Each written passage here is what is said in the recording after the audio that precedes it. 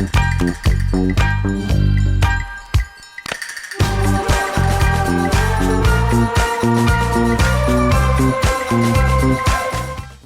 eu sou Gabriel Bayomi, uma descrição, eu sou um homem negro, estou com casaco azul, uso óculos e estou com um background aqui da cidade de São Francisco, que é de onde eu falo agora. Um pouco sobre mim, antes de começar a palestra, para dar um pouco de contexto. Sou de Brasília, me mudei aqui para o Vale do Silício para trabalhar com tecnologia. Fiz um mestrado nessa área, né, de computação, machine learning e tal, aqui nos Estados Unidos, na Carnegie Mellon. E, em seguida, fui trabalhar na Apple, em Cupertino, justamente nessa área de R&D, machine learning, etc. Uma experiência super incrível para mim, mas uma coisa que eu percebi lá era a dificuldade de validação, teste, versionamento, basicamente, como que te garantia que o modelo funcionava da forma que a gente queria, que os dados estavam certos, que os modelos estavam certos, basicamente como que te garantia a validação desse processo. Alguém falou que travou o vídeo. O meu vídeo está funcionando? Ainda não. Para mim está funcionando, sim. Beleza. Tranquilo, então. Legal. Então, e pode me avisar qualquer coisa, né? Se o vídeo parar e tal, que eu volto. E basicamente, percebendo essa dificuldade, né, da validação, teste e avaliação de modelos, eu e mais 2 colegas da Apple que trabalhavam diretamente com isso, com bastante R&D, com a Siri, etc., decidimos sair da Apple para entrar no batch da Y Combinator em 2021 para criar uma empresa para resolver esse problema. Realmente criar uma plataforma que conseguisse, né, ajudar engenheiros e data scientists e acompanhar eles nessa jornada.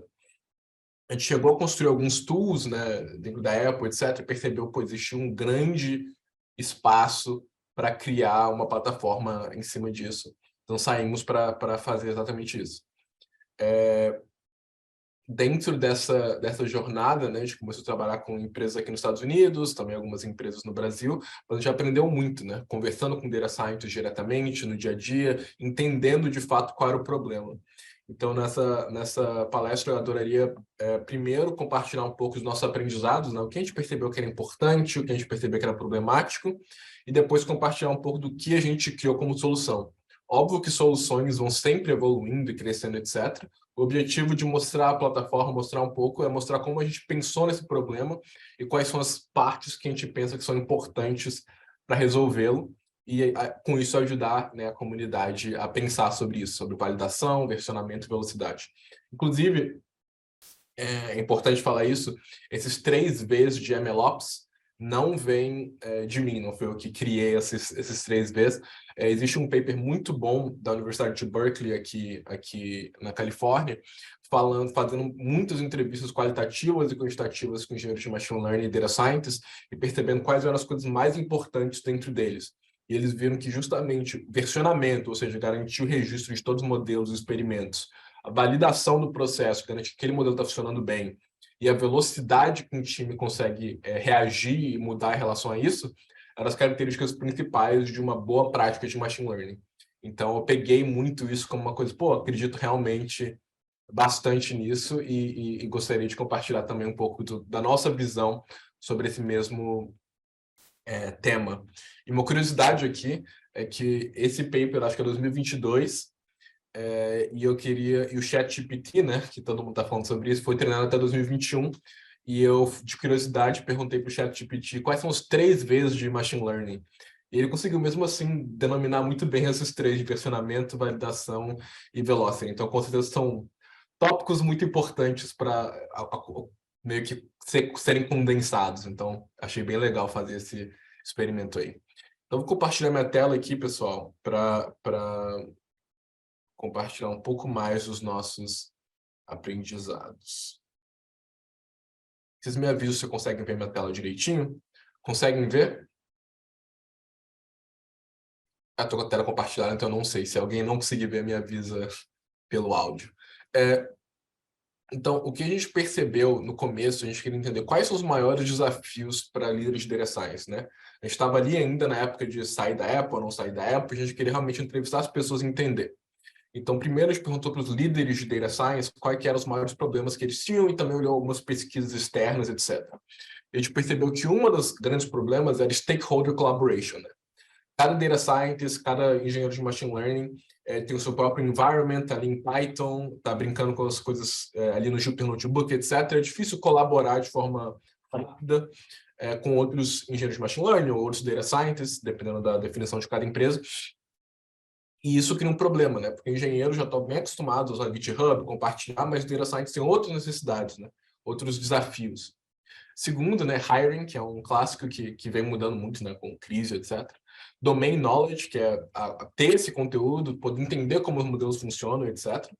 E outro que trouxe muito nossa atenção foi time to deployment e management buy-in, que era basicamente o tempo que vai de ter uma ideia, de ter um conceito e criar um produto que resolva, um modelo que resolva esse problema. Isso geralmente demora muito tempo, às vezes 1 ano, 2 anos, para que isso aconteça. E mesmo em empresas rápidas, demora geralmente alguns meses. Outra coisa que foi muito importante é management buy-in, né? Muitas vezes existe um time de machine learning, um time de dados, mas às vezes o upper management não tem aquela ideia, pô, qual será o valor de verdade disso? Será que isso realmente vai trazer benefícios? Existe ainda muito desconfiança, digamos, por mais que pareça, né, para quem está na indústria agora, em machine learning, data science, que existe há muito tempo, ainda é relativamente uma matéria mais nova, né? Grandes acontecimentos foram nos últimos poucos anos em várias áreas. E, finalmente, o que me deixou muito feliz, que isso é um tópico que muita gente trouxe em relação a isso, é fairness e bias, né?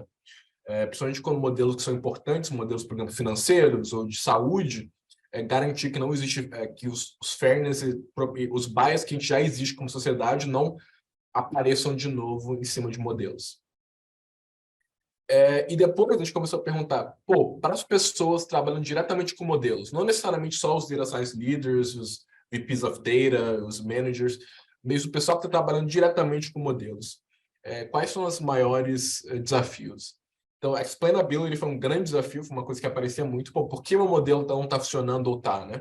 Não só explainability de forma clássica, né, de entender usando várias técnicas possíveis, mas também entender, pô, por que meus dados não estão trazendo o resultado que eu gostaria? Porque o modelo não está funcionando daquela forma correta. Então, existe muita incerteza, né, com modelos. E depois, data labeling e model deployment, né, como que a gente garante que os dados estão bem e que o modelo funciona, basicamente. E, finalmente, outras coisas, como data quality checks, né, garantir a qualidade dos dados, garantir a qualidade das features e garantir também o management, né, desses modelos.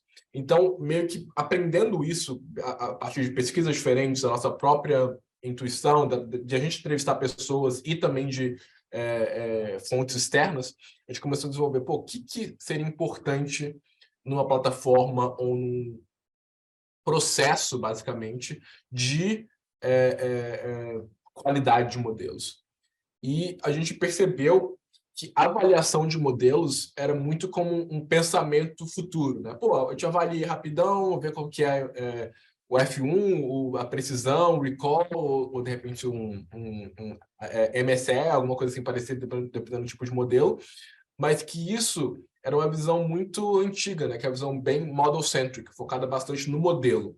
Então, o que a gente pensou bastante é como que a gente muda isso, e tem sido, né, uma mudança muito grande dentro da indústria, né? O Andrew Ng tem falado bastante disso, que é o Data-Centric Approach, que a avaliação, em vez de tornar apenas uma partezinha ali no processo, ela vira central no desenvolvimento de modelos de machine learning. Então, você tem desde a coleção de dados, treinamento de modelos, a avaliação sempre é um loop. Por exemplo, pô, percebi depois do treinamento, o modelo não funciona muito bem, vamos voltar atrás.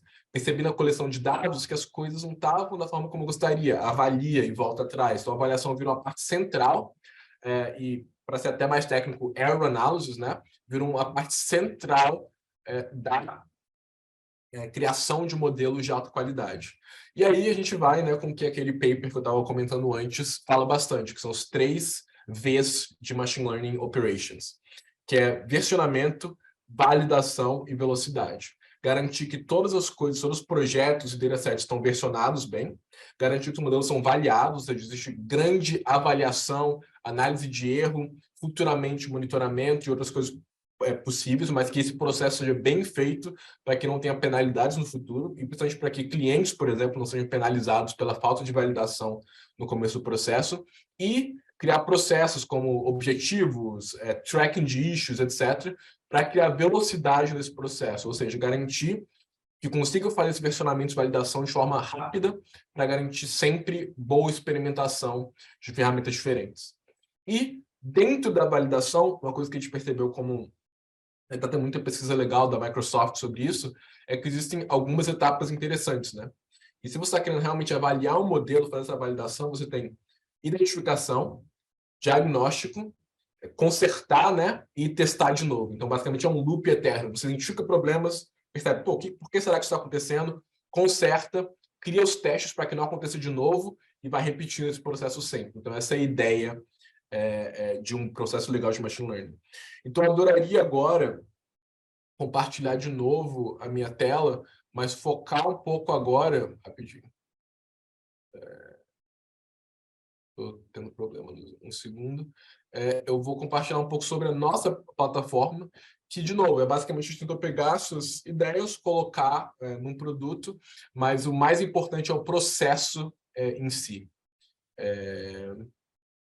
Deixa eu só pegar aqui, trocar para a parte certa.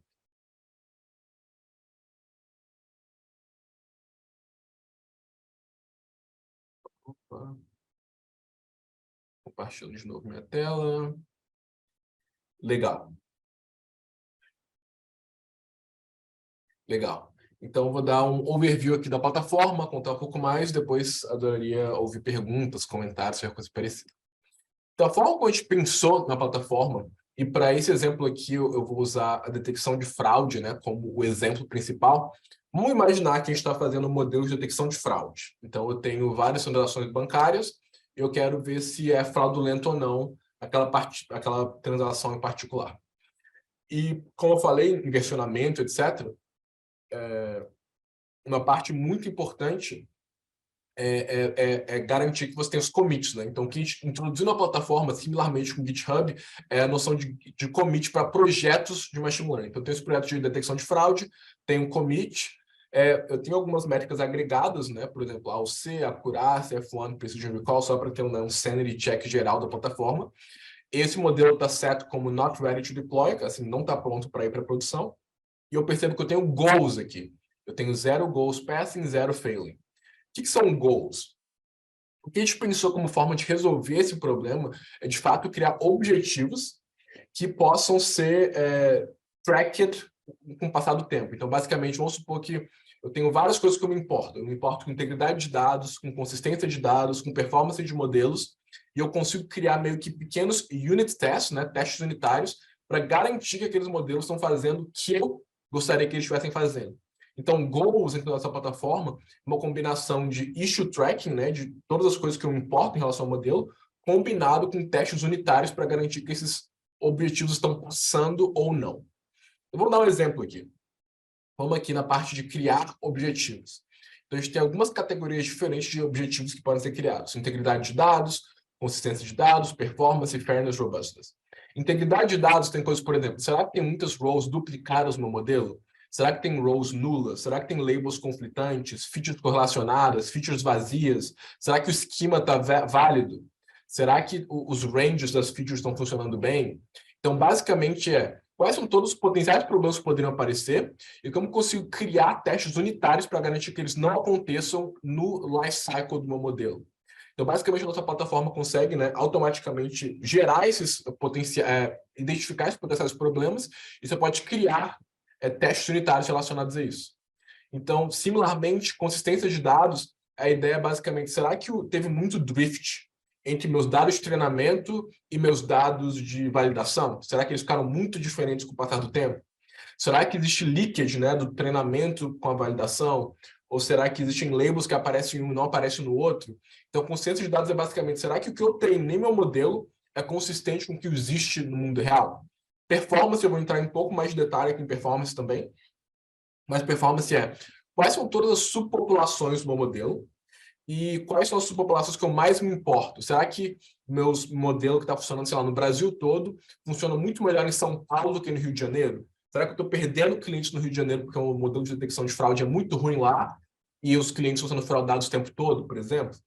Então, entender subpopulação, entender como melhorar a performance em geral.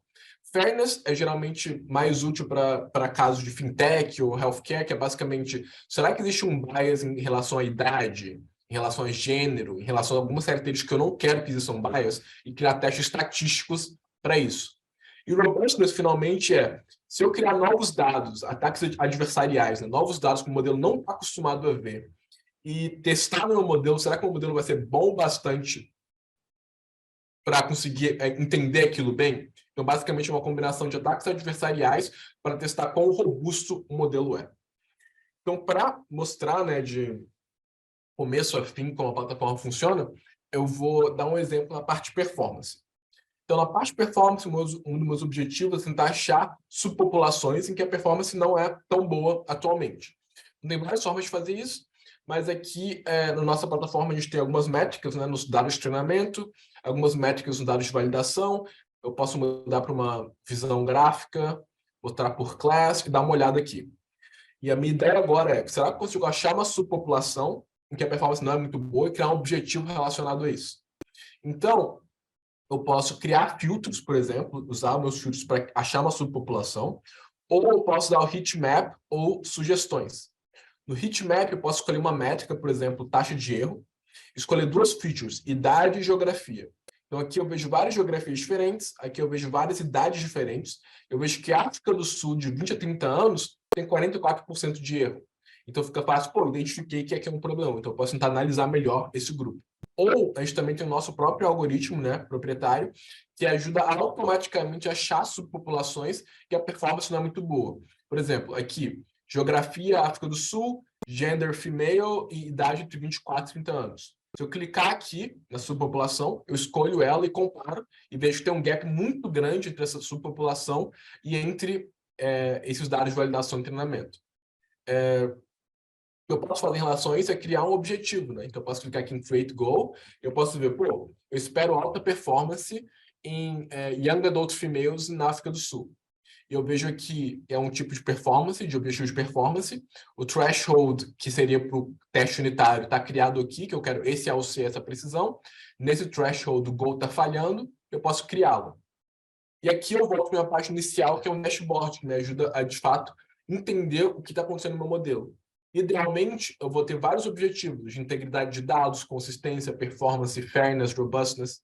Então, basicamente, isso me ajuda a testar e entender o desempenho, né, do meu modelo em relação a várias características diferentes, ajudando no processo de validação desse modelo, a partir também do versionamento de várias iterações que eu vou rodando em cima deles.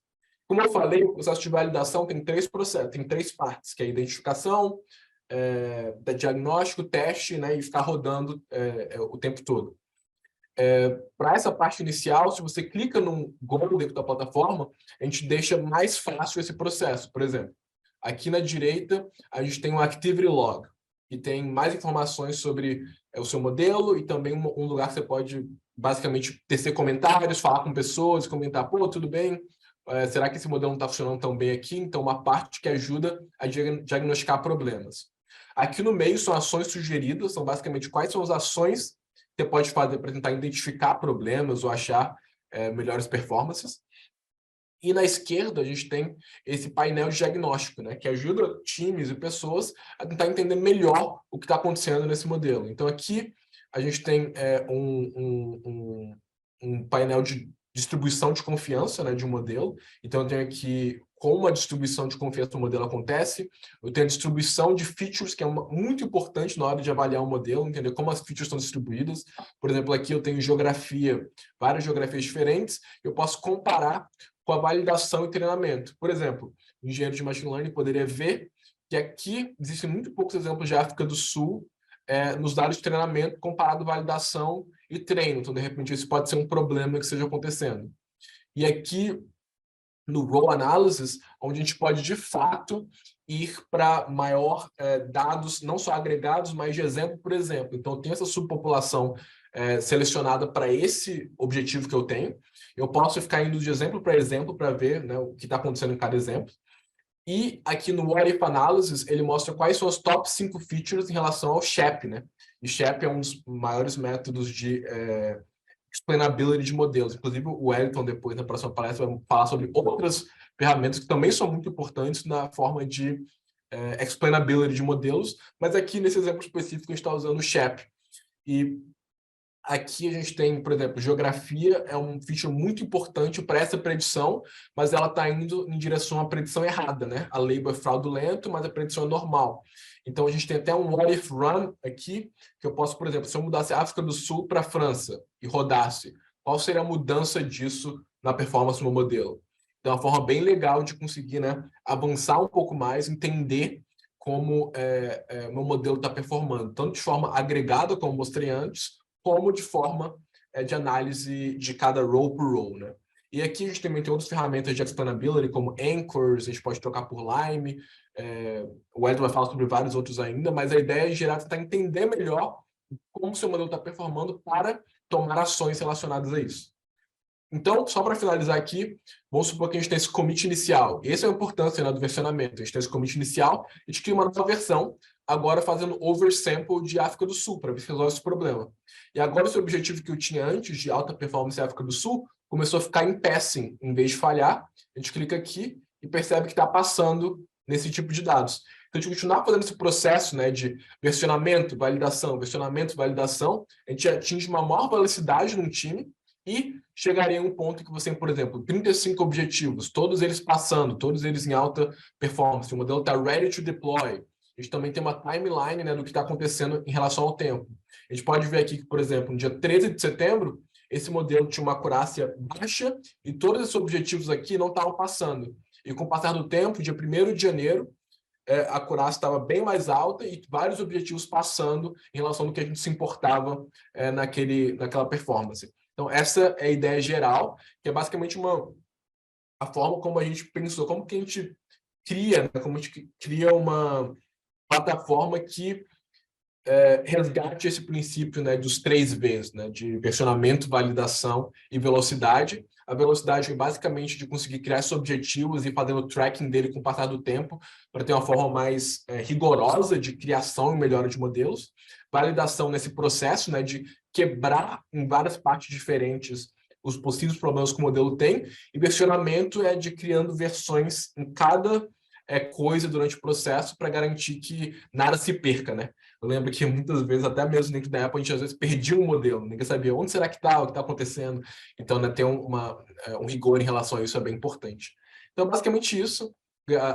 Muito feliz de compartilhar um pouco do que a gente vem aprendendo, do que a gente vem fazendo, e fico aberto para qualquer tipo de pergunta.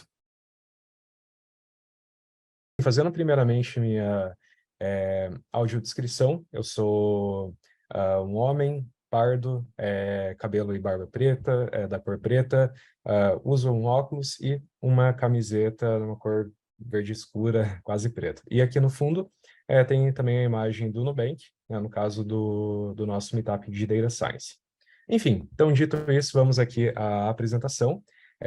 A ideia, o título aqui, eu sei que ele pode ser provocador, né, provocante, dependendo aí da aplicação, né, do cenário de cada pessoa. E assim, nessa minha fala eu vou transitar dependendo de diferentes, considerando que nós temos diferentes públicos aqui na apresentação, ou seja, temos aquelas pessoas, né, que estão iniciando aí uma carreira em Data Science, né, procuram isso, tem outras pessoas já com uma senioridade mais avançada, então entendendo, assim, que temos diferentes públicos, eu vou começar aí a trafegar também com diferentes terminologias, tá bom? Primeiramente, o Explainable AI, né, ele é uma sigla, por isso que está aí o SHAI, né, ou ZAI. Nessa apresentação vou me concentrar aí no termo ZAI. Eu faço já uma pesquisa aí há alguns anos bem nessa área de Explainable AI, então, só para vocês saberem, ZAI realmente começou a estourar, né, a explodir em quantidade de publicações na área acadêmica, foi coisa assim de 2019, um pouquinho antes da pandemia. Antes disso, já tinham aí algumas técnicas, tá? O próprio Lime surgiu lá, assim, em 2017, 2016, até um pouquinho antes nessa época, e até tinha outro nome, que era Machine Learning Interpretável. Mas realmente começou a estourar, né, em quantidade de publicações, pesquisas, artigos, bibliotecas e afins, foi realmente 2019 para cá. Uma coisa super interessante que acho que vale a pena compartilhar aqui é que todos os papers, ou melhor, livros de referência, tudo quando a gente fala sobre o que é Explainable AI, sempre falam de um trade-off entre acurácia e interpretabilidade. Ou seja, ao mesmo tempo a gente quer um modelo que seja o mais interpretável possível, que qualquer pessoa possa, enfim, olhar aquele modelo treinado, saber certinho o que significa, conseguir explicar humanamente, né, como que ele funciona aí por baixo dos panos, mas, por outro lado, também que é a maior acurácia possível. Se a gente pensar em aplicações reais, né, até lembro que o Gabriel comentou do próprio o ChatGPT, né, que, enfim, aí tá nas notícias agora, todos esses modelos que são mais avançados, até de geração de imagens e afins, acabam sendo aí modelos bem complexos. Então, enfim, tem bilhões de parâmetros, né? São aí inspirados em arquiteturas de redes neurais e não é nada fácil da gente explicar. Até se for comparado com uma regressão linear, uma regressão logística.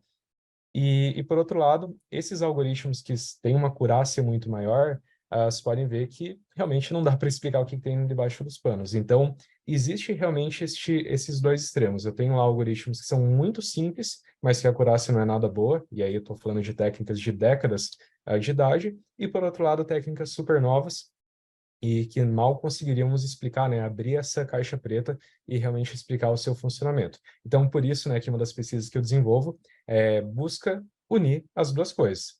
Puxa, se existe uma área lá de engenharia chamada otimização multiobjetivo, né, que começou lá na área de engenharia aeroespacial, lá para o design de aviões, que funciona super bem para realmente otimizar dois objetivos conflitantes, por que não utilizar a mesma coisa em Explainable AI? Assim, eu me surpreendi que realmente haviam, né, poucas pesquisas em relação a isso, tá? Então, só para aí dar um pouquinho de background para vocês, e além do fato de estar trabalhando no Nubank, eu também sou professor da PUC Paraná, tá? Bem aí nos cursos de tecnologia da Escola Politécnica.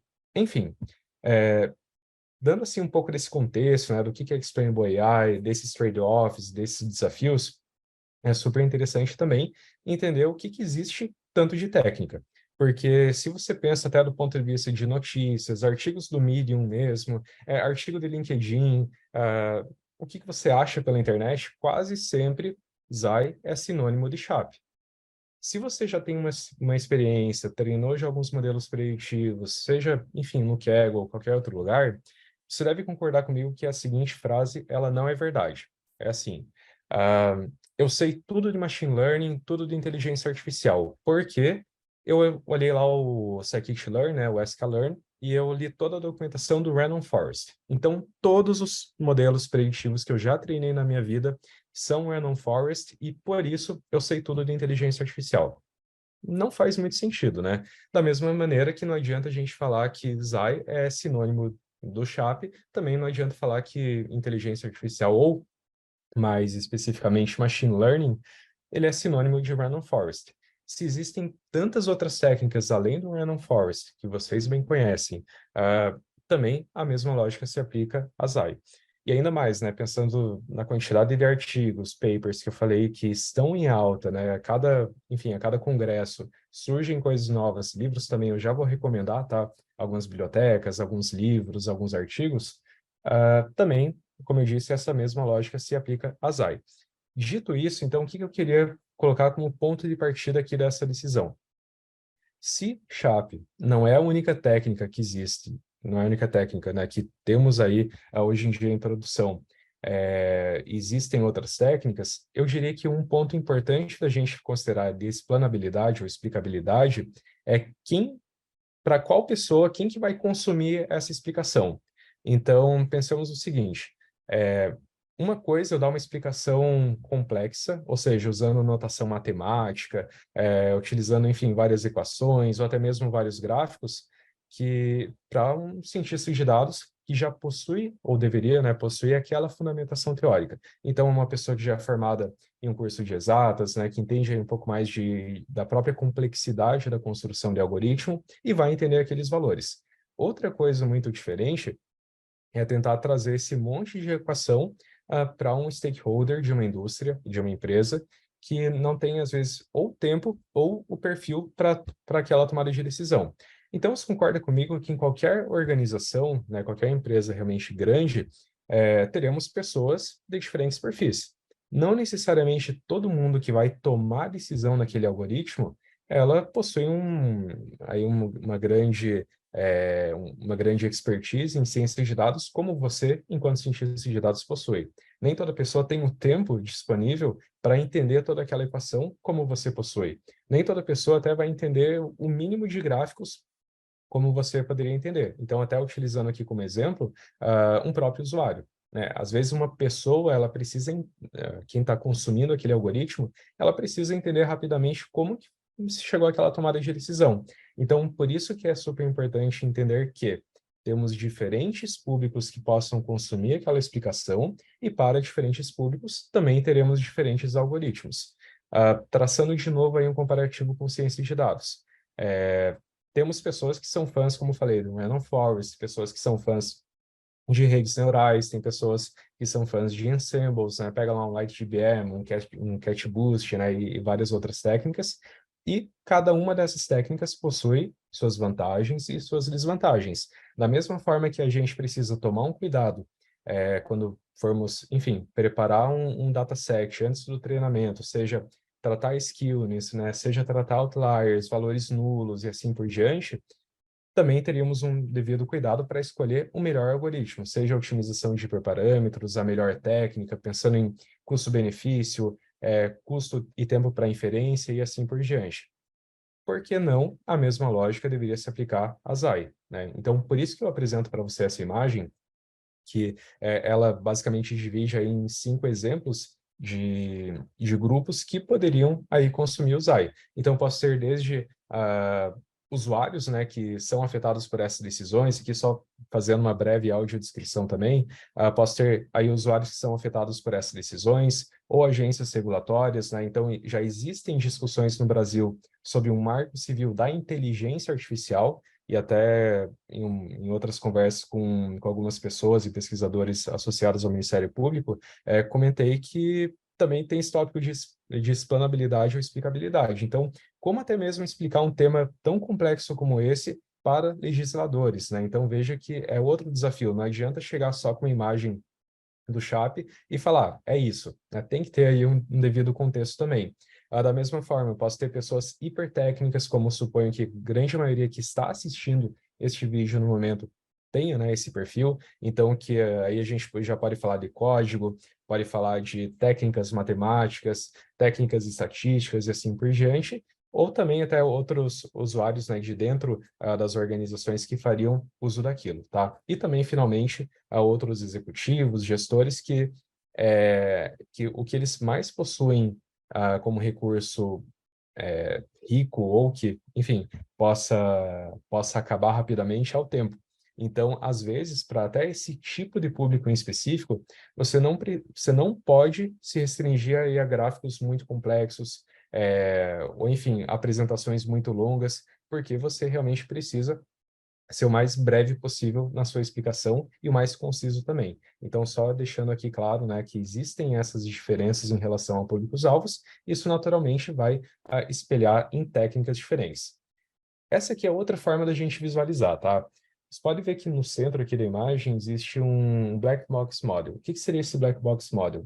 É basicamente todo modelo que você não consegue olhar o código-fonte, né, olhar os hiperparâmetros e saber como que ele funciona. Então, se eu pegar uma árvore de decisão, uma única árvore de decisão, tá? Bem simples, que tenha, sei lá, 8, 15, 20 nós, eu posso muito bem pegar aquela árvore, desenhar numa folha de papel, imprimir num cartaz, enfim, eu consigo ter uma visualização daquilo, até colocar aqui numa apresentação e mostrar, e a gente consegue com uma caneta, com um dedo, enfim, qualquer outra ferramenta bem manual, entender como que aquela árvore de decisão chega no resultado final. Então, seja aí numa predição de classificação, regressão, enfim, esse tipo de árvore de decisão, ele é bem fácil da gente interpretar e saber como que ele chegou àquela decisão. Às vezes, uma regressão linear ou regressão logística é a mesma coisa. Mas, se eu estou falando aqui de um ensemble, pega lá um LightGBM, que ele vai ter 200 estimadores, né, 200 árvores de decisão por baixo. Eu não posso imprimir ou mostrar numa apresentação 200 árvores de decisão e esperar que alguém tenha, né, todo o tempo do mundo para percorrer uma a uma até chegar numa tomada de decisão. Ou até mesmo uma rede neural, né? E aí temos um conjunto aí de algoritmos que costumamos utilizar aí dentro das organizações e que naturalmente é complexo. Por isso que tem esse nome de modelo caixa preta, tá? Então, em Zai, imagine que nós temos primeira grande divisão, tá? Modelos que são já intrinsecamente explicáveis, que é o exemplo que eu dei da própria árvore de decisão, e modelos que são caixa preta. O CHAP e outras técnicas se aplicam justamente a esses modelos caixa preta. Então, explicar, né, o que seria aí um pouquinho mais complexo para começo de conversa. Dito isso, existem também outras técnicas. Então, se você está começando a treinar um modelo e você pode, e você gostaria, por exemplo, de usar um ensemble, mas que não fosse caixa preta, existe até uma própria biblioteca da Microsoft, e o nome da técnica se chama Explainable Boosting Machine, ou EBM, né, IBM. Basicamente, como é da Microsoft, eles também criaram o LightGBM, então eu diria que é como se fosse um primo mais novo do LightGBM. Ele demora muito mais tempo para rodar, tá? Então, ele consome mais recursos, mas no final ele já te dá um gráfico, às claras, explicando todo o relacionamento de todas as variáveis, como que ele funciona na prática. Então, isso pode te ganhar muito tempo na questão de explanabilidade, até mesmo de confiança dos usuários, né, das pessoas que vão se alimentar daquilo. Também vale a pena você saber que, se a gente for pensar no CHAP, ele dá lá um gráfico, né?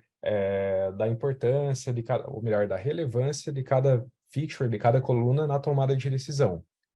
Se você comparar essa breve explicação que eu dei, ou se você já viu, né, algum gráfico de CHAP até o momento, e tentar encaixar ele aqui nessa imagem, muito provavelmente você vai encaixar ele em Feature Relevance e Visualization, ou seja, ao mesmo tempo que ele explica a importância de cada feature, ele dá isso de uma forma bem visual, né? Existem aí gráficos de colunas, também tem gráfico por dispersão, enfim, então existem diferentes técnicas de visualização que já são amarradas ao CHAP.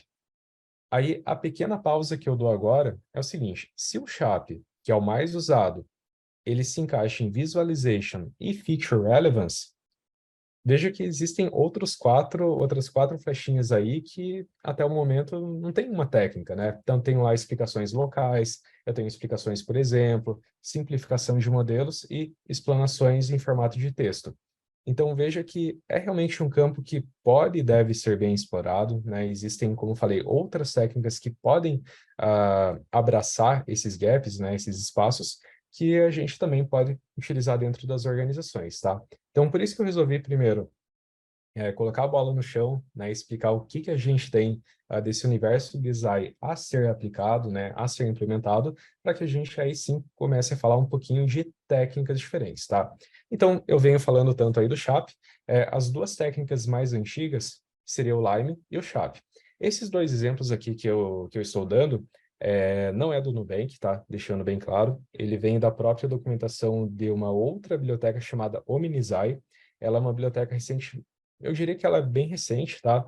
E foi desenvolvida pela Salesforce. Por que eu resolvi aplicar justamente esses exemplos aqui? Se você tem interesse na área, né, quer entender um pouco mais de Zai, eu vou começar aqui a dar alguns exemplos de bibliotecas que você já pode ir lá no GitHub, pode testar artigos, enfim, para realmente você ver como que aquilo funciona na prática. Esse aqui é um dataset que nas universidades chamam de Toy Dataset, ou seja, é um dataset que não tem basicamente nenhuma relação com o mundo real, no sentido de ser um dataset pequeno, bonitinho, sem ruído, né, sem muita dor de cabeça para fazer um tratamento, e também é um dataset pequeno, tá? Então ele, se não me engano, era baseado no censo dos Estados Unidos de 1991. Então, em alguns lugares você vai achar ele como Census Dataset, ou como Adult Dataset, tá? Então, existe aí os dois nomes para a mesma coisa. Então, esse dataset, ou melhor, aí é um caso específico em que ele tenta prever para um determinado caso se aquela pessoa, ou melhor, aquela representação desse grupo de pessoas nos Estados Unidos teria uma renda anual menor ou igual ou acima de $50.000, tá? Então, aqui é uma única pessoa, é um caso específico, e veja que para duas técnicas diferentes houveram explicações diferentes. A questão que eu te faço, independentemente da empresa, né, que você está trabalhando ou a universidade que você está estudando, é a seguinte: imagine você chegar numa reunião, o peso, né, dessa explicação, e você falar que para um caso específico, ou para o seu dataset, para o seu modelo preditivo, pegando essa explicação aqui, ou esse gráfico que está mais à sua esquerda, que o que mais impacta é o ganho de capital de uma pessoa. Porque realmente, né, o gráfico tem uma barra verde bem grande e é o que está em primeiro no ranking. Mas se fosse outra técnica, seria já a ocupação. Então, você concorda que dependendo do caso, ou como que isso é apresentado, pode gerar aí uma certa desconfiança? E é justamente isso que Explainable AI tenta evitar. Então, aqui a afirmação não é que uma técnica está correta e a outra está errada. Não é que você tem que só usar o Lime ou só usar o Chap. Aqui são duas técnicas diferentes, e como são técnicas diferentes, elas procuram atacar o mesmo problema de formas diferentes. Não há certo ou errado aqui. Depende muito da pergunta que você busca responder. Da mesma forma que não tem um certo ou errado para falar se o correto é usar LightGBM ou usar Random Forest. Se você toda a vida tem que usar rede neural, então até se você está numa universidade agora, está estudando para ingressar na área, eu sei que existe esse vício, né? Eu sei que a palavra é forte, mas eu vou utilizar aqui. Eu sei que há um certo desejo, né? O fetiche na internet de usar rede neural para tudo. E não é isso. Existem muitos casos em organizações que não se usa rede neural. Da mesma forma que poderia ser o Chap, né? Você pode também utilizar outras técnicas que possam muito bem resolver aquele problema.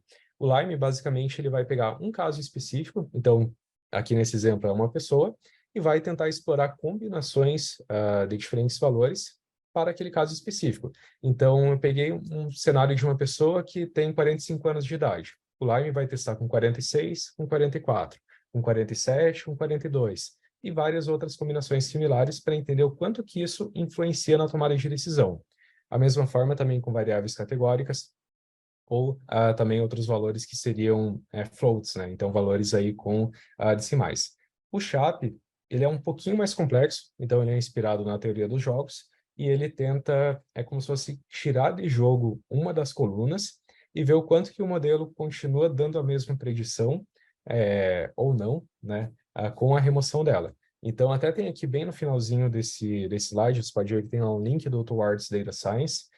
Recomendo dar uma lida, porque ele realmente dá uma explicação super legal de como que o Chap funciona e como ele tem uma técnica diferente para resolver o mesmo problema, por isso que ele dá resultados diferentes, tá? Então, né, só comentando primeiro dessas duas técnicas mais antigas e realmente mais utilizadas. Também a gente, né, possui outras técnicas gráficas, então o próprio PDP, não vou falar que o PDP ele é mais novo, na verdade ele é mais antigo, mas também entra como uma técnica de explainabilidade. Então, enquanto que o PDP ele vai pegando uma média, né, para cada valor para uma determinada coluna, o EALI, ou efeitos locais acumulados, ele vai pegar janelas, ou seja, pego lá a idade, né, 45. Não é que ele vai pegar a média de todo mundo com 45 anos, ele vai testar talvez 44 a 46 anos e ver o quanto que aquilo impactou. Depois, do 43 ao 44, 42 a 45, enfim, ele pega janelas diferentes desses valores e aí sim ele entende o quanto que esses valores se comportam, seja para cima ou para baixo na tomada de decisão. Além disso, tá? Existem aí os contrafactuais. Vocês até podem ver que nesses exemplos tem muito do que já foi comentado, né, aqui anteriormente, na apresentação anterior, que realmente é um conjunto de técnicas de explainabilidade.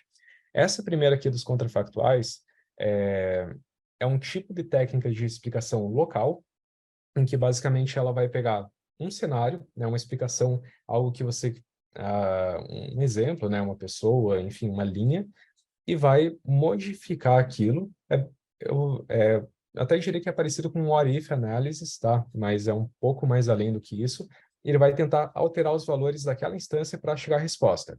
Então, é como se fosse, né, simulando pequenas alterações no que aconteceria naquele caso para reverter a tomada de decisão. Então, exemplo prático e fatídico. Copa do Mundo 2022, né? Nem preciso falar o que aconteceu no Brasil por causa daqueles últimos minutos da prorrogação. E aí veio, né, a chuva lá na internet. Justo por 4 minutos, e se não fizer, e se não fosse todo mundo para o ataque, e se mudássemos alguma coisa? Enfim, né, sempre fica aquele e se. Aqui seria algo mais ou menos assim. O que aconteceria se a gente mudasse um pouco a quantidade de pessoas no ataque? Será que ia mudar o resultado da partida? O que aconteceria se trocasse uma pessoa por outra? Será que mudaria o resultado da partida? Então aqui a gente não fica brincando com todas essas alternativas, só dá a resposta. Por favor, me fala o mínimo que deveria acontecer para reverter o resultado daquele jogo. Seria só trocar uma pessoa? Será que não poderíamos fazer uma pequena alteração? Então, esse conjunto do o que a gente precisa mudar o mínimo necessário para reverter a predição é uma definição de contrafactuais, tá? Também a gente tem técnicas de análise de sensibilidade. Então, aqui existe uma biblioteca super legal do próprio Python, né, que é o SAlib. Tem também o próprio Interpret-ML, que é da Microsoft, que também tem implementações de análise de sensibilidade que podem ajudar nessa tomada de decisão e também chegar nessas importâncias ou relevâncias de cada atributo, como eu falei, para finalmente explicar como que um modelo funciona, tá? Também passando rapidamente, até por conta do tempo, aqui eu vou me concentrar somente em bibliotecas em Python, porque pensando do ponto de vista de produtização, de colocar, enfim, uma solução em produção, a gente sabe, pensando do ponto de vista de data science, muitos pesquisadores ou têm aquele viés mais em Python, ou outros têm uma experiência muito grande em R, seja porque vieram, né, da academia, de um mestrado e de doutorado, estão migrando de área para data science e conhecem muito de R.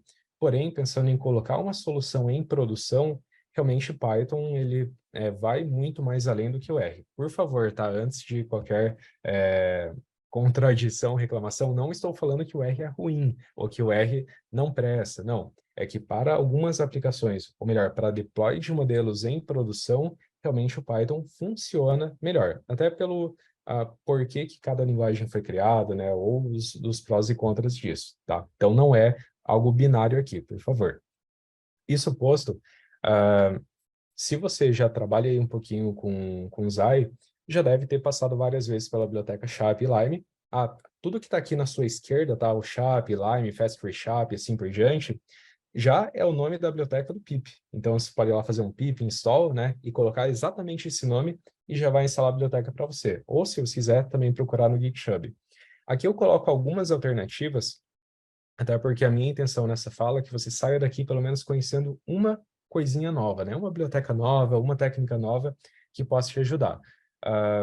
Pegando o Chap, por exemplo, se você vai lá na lista de issues no GitHub, ver as reclamações, as conversas, né, das pessoas, a biblioteca original do Chap, ela já, assim, não vou falar que está deprecada, mas que realmente não funciona já muito bem para algumas aplicações.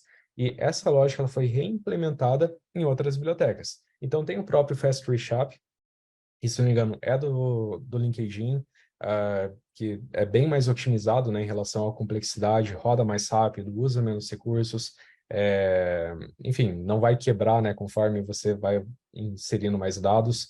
E também o próprio Chap ele é reimplementado por outras bibliotecas. Tem o próprio Alibi, tem o OmniZai, tem o Interpret. Então, existem, como eu falei, diferentes implementações dessa mesma técnica que podem muito bem funcionar para você. Também tem o próprio SAlib, né, que é para análise de sensibilidade. Tem o DiceML, que é da Microsoft, que dá essas explicações contrafactuais, né, que é aquele famoso EC. Então, imagine você criou lá um modelo preditivo e quer falar para a pessoa, olha, para você reverter esse cenário aqui que você não gostou, você pode fazer essas outras coisas. Então, às vezes pode ser algo super interessante para uma aplicação que você esteja desenvolvendo. O próprio Alibi, o Interpret Community, né, o OmniZai e o Interpret, você pode ver que eles estão em um segundo grupo, né, em uma segunda cor. Por quê? Porque esses 4 carinhas, eles têm muitas técnicas implementadas lá dentro. Então, eu sugiro muito que, se você tiver, né, um tempo disponível, alguma coisa assim, entre nessas bibliotecas, né, veja o que já está implementado e, às vezes, pode ganhar muito tempo comparando resultados, né, vendo como que elas funcionam. Então, como disse, eu acho que isso pode ser algo bem interessante para você. E, finalmente, esse Interpret, ele possui o IBM, né, que é aquela técnica que eu falei lá no começo, que é como se fosse o primo, né, mais novo do LightGBM. Poucas pessoas conhecem, então acho que seria super legal se você tem um tempo, testa, vê como funciona, e eu acho que você pode acabar ganhando muito tempo com isso também. Finalmente, só fazendo algumas recomendações, tá? Aí são livros que eu pessoalmente já li, já usei, né, em teses, em artigos e afins, e eu acho que pode ser interessante para você. Seja livros mais mão na massa, como esse segundo aqui, ou esse último, ou outros que são mais teóricos, como os da Springer, tá? Aí são livros ou de pesquisas de estado da arte, ou compilados que proceedings de congressos. Então, e vejo que todos eles são bem novos, coisa de 2010, a maioria 2021, 22 e 23. E eu acho que você pode acabar também aprendendo bastante, né, entendendo um pouco mais sobre essa área, dificuldades técnicas, né, o que que a gente pode ter aí no futuro para você também. Finalmente, também existem artigos, tá? Recomendações para você. Esses que estão com uma cor mais realçada são aqueles que recomendo mais especificamente para você entender estado da arte, taxonomia e possíveis dores de cabeça. Então, esse primeiro que eu deixei realçado, que é do Alejandro Barredo Arrieta, ele é um grande compilado, né, de taxonomias, o que que a gente tem de futuro, técnicas, implementações diferentes de Explainable AI. Então, muita da nomenclatura que nós utilizamos hoje vem deste artigo, tá? O segundo é um overview que vem de um dos livros que eu recomendei antes, que fala também basicamente o que nós temos hoje aí de Explainable AI. E o terceiro, do Dylan Slack, eu coloquei para provocar, porque é basicamente um livro, é um artigo que foi apresentado em um congresso que ele explica por que que não poderíamos confiar cegamente no Lime e no Chap. Então, aqui ele introduz para você o conceito de ataques adversariais, caso você não conheça, e eu acho que isso, até do ponto de vista de segurança da inteligência artificial, pode ser um tópico bem legal para você também, tá bom? É isso, tentei, né, correr aí com o tempo. Agradeço a todos pela paciência e passo a palavra para Cíntia. Obrigado. Ai, muito obrigada, Wellington. Foi muito interessante. Foi tipo uma aula assim sobre Isai. Eu vou pedir para você e o Gabriel abrirem a câmera agora, porque aí a gente vai abrir para uma sessão de perguntas. Por favor, gente, não se acanhem, façam perguntas ali no Q&A. A gente vai tentar passar por todas. Eu vou Enquanto seguindo aqui. Opa, Vou pode falar. responder brevemente só uma pergunta que eu cacei aqui, tá? Do Milton. Ele falou Uhum. assim: a biblioteca AIX 360 também é legal nessa proposta de design. Foi desenvolvida pela IBM. Exato, tem outra também dele chamada AIF 360, só que essa outra é mais voltada para fairness. Essa em específico, tá? Eu já testei ela, não, claro, não olhei semana passada, porque vai que teve, né, um outro push, uma outra versão e mudou tudo da água para o vinho. Mas quando eu testei naquele momento, isso foi coisa de uns 3, 6 meses atrás, realmente não dava para utilizar para produtização. Primeiro, porque isso era compatível com o TensorFlow. Então, se você tivesse feito algo no scikit-learn, né, ficaria, aí eu não conseguiria avançar muito. E eu vi que era algo muito mais assim para testes, para depois uma solução paga, que aí sim eles têm na plataforma paga deles do Watson, tá? Mas boa sugestão, tá? Ai, legal, Wellington, você já estava até dando uma olhada aqui. Pessoal, tem uma ferramenta aqui no Q&A para vocês votarem nas perguntas. Eu vou ler elas na ordem, por enquanto não tem, então, não tem votos aqui. Aí, caso tenha alguma mais votada, eu vou lendo na ordem, tá? Se a gente tiver que, de repente, escolher as perguntas para fazer para os convidados aqui. Olha, eu falei, e aí tem uma pessoa que já colocou aqui um upvote, então vamos começar por essa. Então, Wellington, eu acho que está escrito Wellington, mas eu vou abrir tanto para você, Wellington, quanto para o Gabriel. Então, tenho visto algumas aplicações de causalidade, que visam aumentar a explicabilidade. Acredito que também os contrafactuais se encaixem nessa categoria. Como você vê essa abordagem? Acha que podem gerar avanços que outras técnicas não nos dariam? Gabriel, quer responder ou mando ver aqui? Pode ir. Tá. É, assim, realmente existem algumas bibliotecas de causalidade, até mesmo que tentam. Vou aqui voltar um passo, tá? Vou partir da premissa que a gente está tentando entender a causalidade de diferentes features para um modelo que não necessariamente é causal. Então, primeiro diferenciando, tá? Não estou falando aqui, não vou responder sobre modelos causais, mas sim uma análise causal sobre, enfim, modelos agnósticos que foram criados.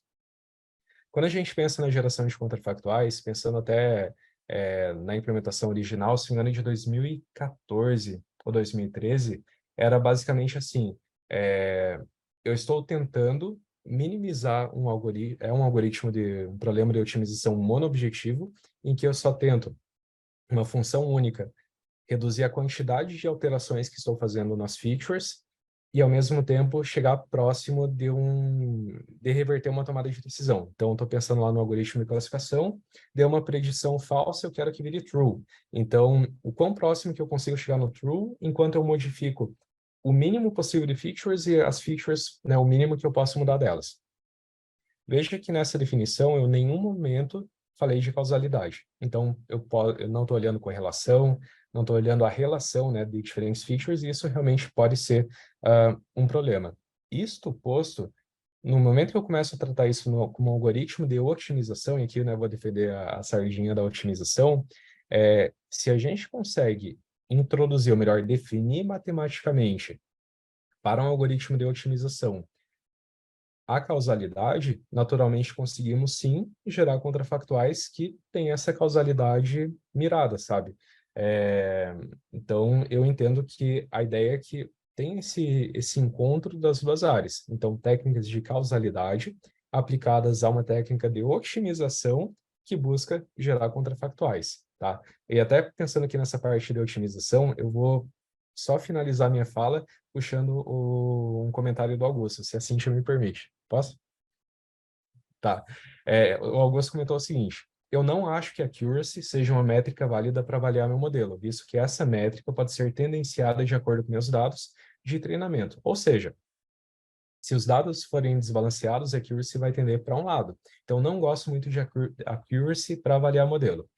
Aqui vale a pena só um parênteses, tá? Quando a gente fala nos livros, accuracy é um termo bem aberto. Então, não se fala necessariamente um R2, né? Não se fala não se define matematicamente o que é accuracy. Então, quando a gente fala que accuracy é algo amplo, e até um daqueles livros que eu comentei, que é o Estado da Arte, aquele da capa vermelha, tá? Nesse livro em específico, realmente deixem aberto, e outras surveys, taxonomias também, assim. Então, pensando como um cientista de dados, seria algo como a gente consegue maximizar a explicabilidade, e também deixem aberto, pode ser uma visualização, um gráfico, uma explicação textual, como que a gente consegue abrir essa caixa preta, e isso depende daquele público-alvo, e também dependendo da técnica que você está tentando melhorar. E aí, o melhorar, você concorda comigo que depende muito do problema. Tem casos que eu vou querer maximizar um AUC, tem casos que eu vou querer minimizar um RMSE, mas tem casos que o RMSE não é a melhor métrica, né? Enfim, se eu pego lá dados próximos de zero, eu não posso aplicar para regressão um MAPE, porque vai estourar completamente minha predição. Então, por isso que até os autores sempre deixam em aberto o que é accuracy, né? Às vezes, se você está tratando de um problema desbalanceado, você concorda que eu não posso, à torta e direito, aplicar só uma métrica de acurácia qualquer. Então, da mesma forma que esse cuidado se aplica para você, cientista de dados, quando vai tentar maximizar, né, ou minimizar alguma determinada métrica, isso também se estende a ZAI, tá bom? Obrigado. Ai, tá certo. Obrigada, Wellington. Eu vou passar, então, para outra pergunta aqui. Qual é o melhor caminho, na opinião de vocês, para treinar os times para os pontos que vocês levantaram? Eu acho que essa pergunta é legal, que se aplica, né, às duas palestras, assim, e até é interessante, assim, que o Wellington compartilhou ali, né, no final, são vários recursos, assim, né, então, mas são muitos, né, então, o que vocês acham que é essencial, assim, para alguém que quer começar a usar essas ferramentas?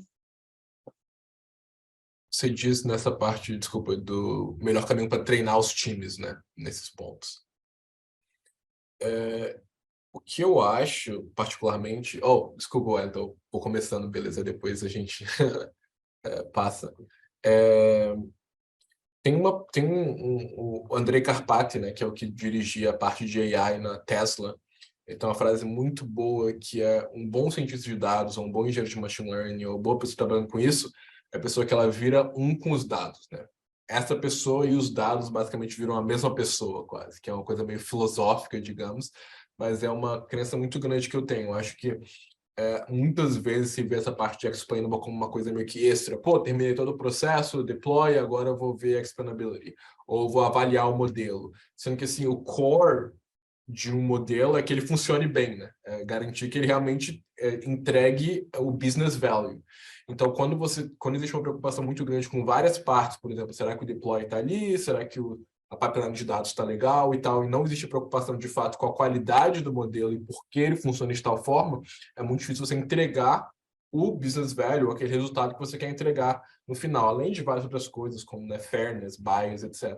Então, acho que focar os times e focar pessoas, que nem você perguntou, de treinamento, na qualidade da avaliação e no processo, né, de error analysis, de entender o que está acontecendo e realmente ser uma boa prática, né, estabelecer boas práticas de avaliação e garantir que todo mundo no time esteja fazendo elas e que seja uma prioridade, acho que é a primeira etapa, né? A primeira etapa é que esteja parte do processo, existem boas práticas para aquilo e que seja essencial que se faça antes de colocar qualquer coisa em produção.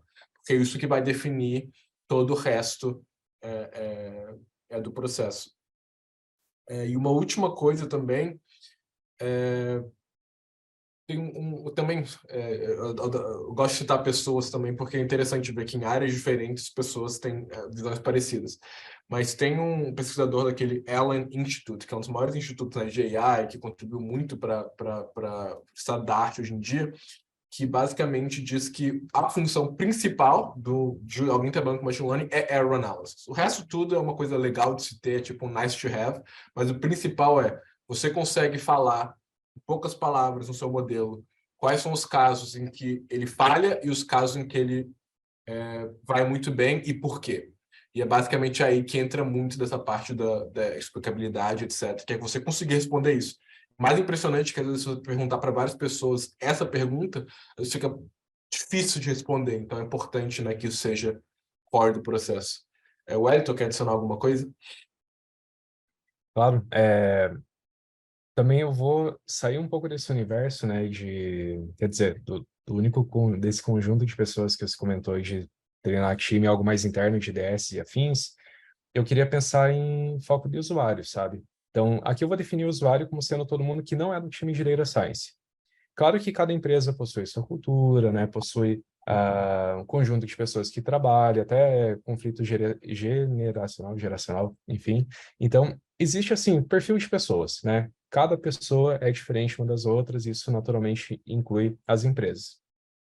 Eu acho que essa resposta, então, ela vai depender muito do perfil de cada empresa. Será que as pessoas que vão consumir aquele algoritmo, e quando eu digo consumir o gerente de outro time que vai utilizar aquele algoritmo na reunião, é um diretor, é um VP, enfim, né, C-level e assim por diante. Essas pessoas, esses perfis, será que eles possuem uma capacitação para a gente começar a falar de machine learning? Nem estou falando de design, tá? Então, voltando aqui um passo. Será que ainda não é aquele do tipo, e a acurácia, está no 100% ou não? E aqui eu vou reforçar o termo acurácia até daquela pergunta anterior como algo bem amplo e que ninguém exatamente sabe a resposta. Também procurando aqui até gerar um certo desconforto na resposta, ou até, né, uma certa provocação, se a gente fosse sentar, todo mundo honesto, né? Falar assim, você sabe o que é exatamente um R quadrado, a diferença de um MSE? Porque é importante, assim, ter esse ponto de partida para começar a falar de algoritmo, né? Para começar a falar de decisão. É claro que nem todo mundo em um C-Level, gestão e outras equipes precisam ter toda uma base de Data Science, né? Obviamente, eu não estou propondo que todo mundo se matricule, né, no curso de estatística ou de tecnologia, mas eu acho que é importante entender quem consome aquele algoritmo, até que ponto que essas pessoas precisam entender sobre, enfim, sobre o comportamento desses algoritmos e como avaliá-los. Aqui eu trago, talvez, só para finalizar, uma analogia de relacionamento de pessoas, relacionamento interpessoal. Nem todo mundo aqui tem o mesmo nível de introversão ou extroversão, né? Tem gente que precisou de ajuda, enfim, como se comportar na primeira festa da faculdade, né? Como se portar num cinema, né? Como se portar num restaurante, como segurar garfo e faca direito, né? Como se comportar numa entrevista de emprego. E você concorda comigo que isso é bem subjetivo dependendo da pessoa? Tem gente que aprendeu muito cedo, tem gente que já captura, né, o comportamento das outras pessoas e tentam entender para si e puxar isso para si. Por que não ter a mesma consideração sobre algoritmos, né? Então, quando a gente está pensando em inteligência artificial, AI, também ter um pouco desse jogo de cintura, entender até que ponto você tem que explicar um pouco mais para as pessoas, capacitar, sentar junto, né? Enfim, falar, explicar esses conceitos.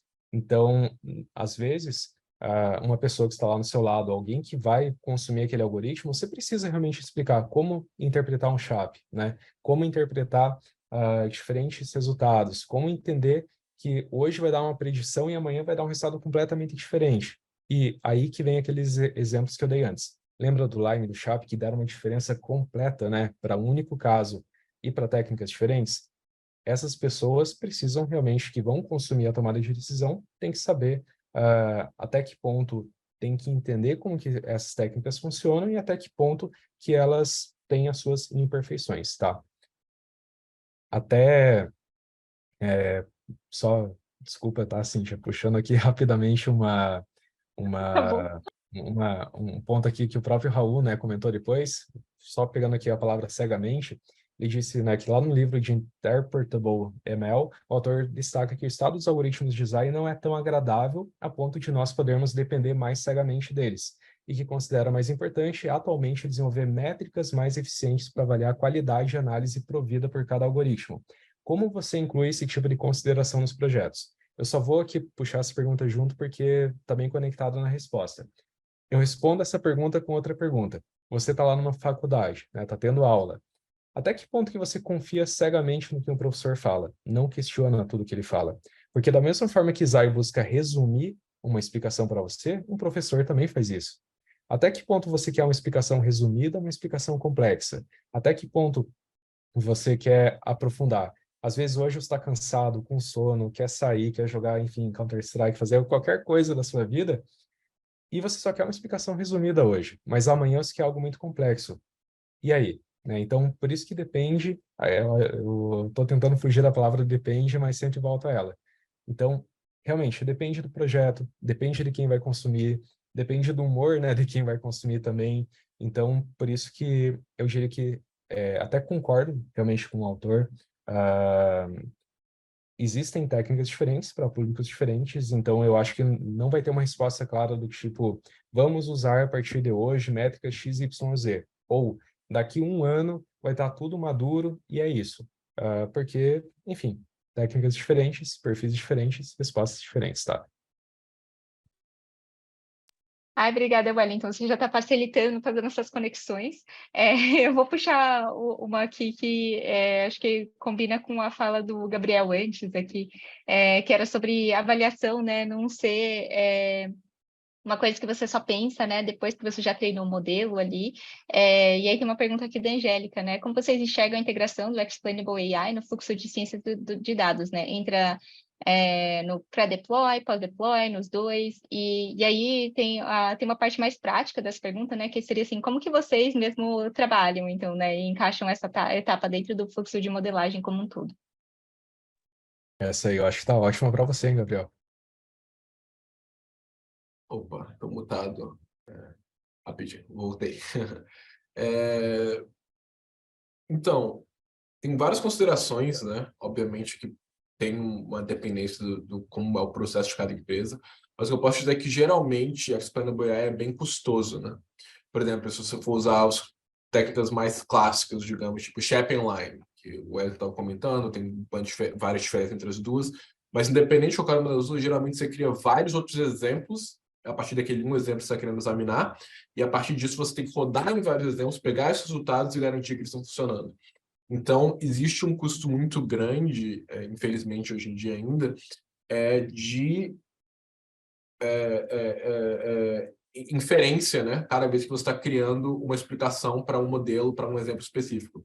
Até mesmo, né, quando o Eli estava comentando aquele da Microsoft, baseado no LightIBM, ele é bem mais custoso também do que o normal, justamente porque você está criando esses dados sintéticos para você poder testar como eles funcionam, para você criar ali uma curva que faça sentido para você poder explicar qual aquele modelo está funcionando. Então, isso é muito importante na hora de pensar em pre-deploy, post-deploy, etc. Por exemplo, será que a gente tem os recursos necessários, sei lá, de AWS para poder rodar tantas iterações? Será que não? Então, uma coisa que a gente geralmente recomenda é o trabalho em subpopulações, né? Então, você, por exemplo, basicamente dividir em grupos que você acha importantes e tentar rodar explicabilidade naqueles grupos que são de interesse. Por exemplo, percebo que o modelo não vai muito bem em pessoas de São Paulo, de tal idade, tal grupo, etc. Esse modelo está falhando muito. Pô, vou dar uma olhada naquilo para ver se consigo debugar o modelo. Aí, dentro daquele grupo, você consegue rodar de forma muito mais controlada esse uso de explicabilidade. Ou, por exemplo, vamos supor que você, um outro caso, seja um modelo de NLP, um pouco diferente, são bem menos dados, aí tudo bem, você consegue rodar talvez para todos os exemplos explicabilidade. Mas quando isso não é possível, geralmente dividir em grupos de interesse e explorar esses grupos é uma boa forma de representar cada grupo usando aquela explicabilidade. Então, acho que essa deveria ser uma das maiores estratégias, né? Conseguir realmente ver quais são os recursos que eu tenho e como consigo usar da melhor forma possível, e geralmente isso significa dividir em partes.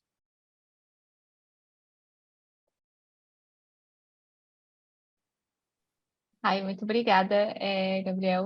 Vou passar para uma próxima aqui, que é a do Kainan, e ele coloca assim, curiosidade, vocês utilizam quais bibliotecas Python para Zai, principalmente?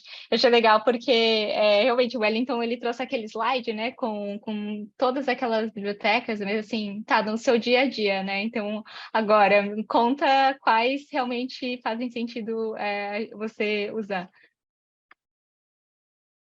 Ó, respondendo aqui do meu caso pessoalmente, tá? Então, não considere a resposta como sendo a resposta Nubank, tá? Naturalmente, o Nubank também possui várias técnicas de design, né? A gente tem aí um time hiper completo de data scientists, mas, assim, dando uma resposta pessoal, eu gosto muito da própria biblioteca do Interpret Community, da Microsoft, porque tem lá um dashboard, né? Dá para avaliar os resultados e além do próprio IBM, que é uma técnica caixa, uma glass box. Tem também outras técnicas específicas para black box. Também gosto da Alibi. A Alibi, ela tem, assim, muitas técnicas diferentes e aí me permite adaptar rapidamente o código, né? Importou, já funciona. E o que me surpreendi positivamente, bem recentemente, foi aquela OmniZai da Salesforce. Porque, enfim, ela também tem várias técnicas para importar, é bem rápido, gráficos não são bugados, né? Não sei se se quem perguntou já usou a biblioteca padrão do Chap, aquela do Slundberg/Chap.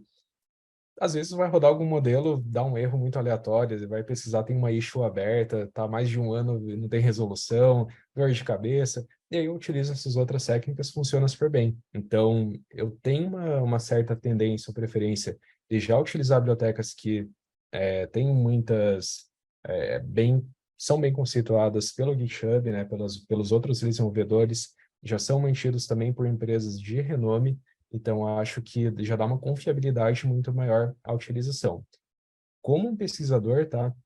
Não estou colocando em demérito bibliotecas que são desenvolvidas por uma única pessoa. Não é isso. Mas por uma questão de velocidade de deploy, confiabilidade até na própria implementação, como tem muitos contribuidores, aí a chance de ter mais testes, mais oportunidade para corrigir bug, aí ela é bem maior, tá? Então, é somente por essa razão.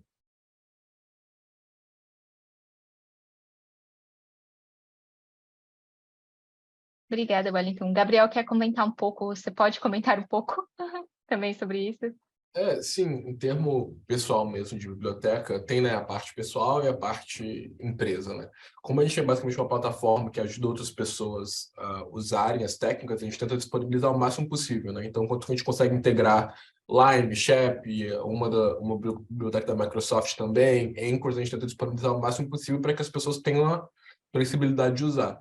De forma pessoal, a minha library preferido talvez seja menos prática, que eu gosto muito de Anchors. Anchors é uma biblioteca de explainability que basicamente cria uma regra e essa regra ajuda você a entender melhor como funciona o modelo. Então, por exemplo, a regra pode ser sempre que o seu modelo tiver um homem de mais de 20 anos, tem 90% de chance do seu modelo falar que essa transação é fraudulenta, por exemplo. Então, ele basicamente, a partir dos dados, consegue criar uma explicação meio que em palavras daquele modelo. Então, eu acho bem poderoso. Agora, o problema dessa biblioteca é a velocidade, né? Assim, para você conseguir rodar isso em escala é basicamente muito, muito, muito difícil mesmo. Então, você consegue rodar um exemplo ali, um aqui, mas é uma biblioteca que eu gosto muito. Está tendo bastante pesquisa para ver será que a gente consegue deixar isso mais escalável, né? Inclusive, tem até um comentário aqui, eu peço desculpa se já comentamos isso, falando redes neurais podem ser transformadas em árvores, etc. E é utilizando meio que essa parte da pesquisa que eles querem transformar anchors criar uma nova versão de anchors que é mais rápida, veloz, etc. Então, estou bem animado com essa área. Ai, que legal, tomara, né? Aí vai ficar cada vez mais fácil mesmo de usar essas libs e integrar, né, no nosso fluxo de modelagem. E Vou também, passar aqui. os Pode anchors ir. que o Gabriel comentou, até mandei o link também, é do mesmo cara que implementou, que criou o Lime. Então, vale a pena dar uma olhada também, tá? Até coloquei o link aí para vocês. E que é brasileiro, o Marco. Eu achei que ele era português, brasileiro. Não, ele é brasileiro. Ah, legal. Ai, que legal. É legal saber, né, que tem brasileiro bem famoso, então, na área também. Vamos ver aqui, vou ler a próxima pergunta do Diego. A pesquisa em DAI ainda é bem recente, mas já há muitas empresas utilizando. Do time mais técnico, dos stakeholders, como comunicar os resultados em cada uma das camadas. Eu achei bem interessante essa pergunta, porque ela conecta um pouco com o slide, né, que o Wellington tinha trazido, né, das várias personas ali. E aí, logo depois, né, você trouxe um outro slide, né, que mostrava diferentes técnicas, né, dentro ali de DAI. E aí eu queria também, estava curiosa também para saber sua opinião sobre isso, assim, como que você comunica esse resultado, né, em cada camada? Até também pensando em diferentes perfis, um daqueles livros que eu comentei tem incluído também uma survey, acho que de 2020, final de 2022 para começo de 2023, falando dos desafios específicos do ponto de vista de usuário final para a ZAI. Então, até penso lá em sistemas de recomendação. Até que ponto vale a pena explicar, né, ou não aquela tomada de decisão? Não sei se alguém aqui já tentou, enfim, usa o Instagram, Facebook, afins, vê muito algum anúncio e vai remover. Tem até lá um botãozinho escrito por que estou vendo esse anúncio. E quando você clica lá, tem uma explicação básica.